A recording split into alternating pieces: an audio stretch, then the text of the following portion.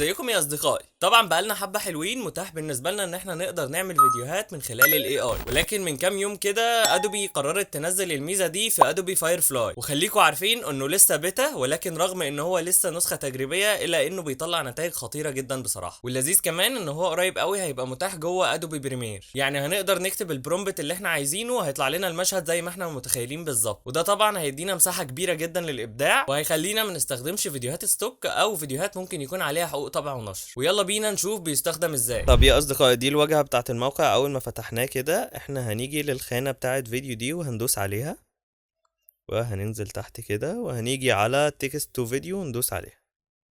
هيفتح لنا الصفحه دي كده، بيبقى في الحته دي متاح ان احنا نكتب البرومبت بتاعنا، المشهد احنا متخيلينه ازاي.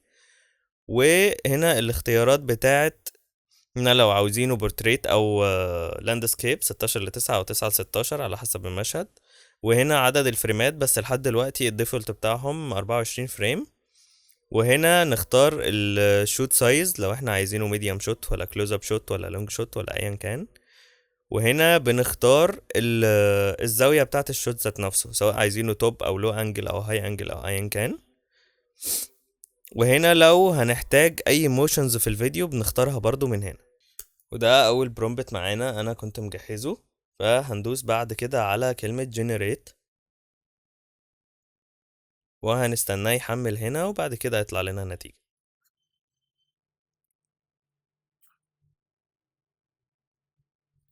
وطبعا زي ما انتوا شايفين النتيجة ظهرت اهي.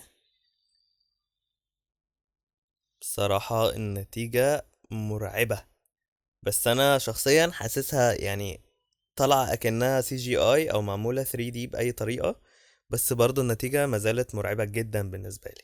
تعالوا نكتب تاني برومبت عندنا، والبرومبت التاني ده بصراحة انا كنت شغال على فيلم وثائقي وكنت محتاج اصور في وسط البلد وكده مشهد معين، وطبعا انتوا عارفين اجراءات تصريح التصوير والحاجات دي صعبة، وبرضه في نفس الوقت ما كانش عندي وقت ان انا اطلع تصريح.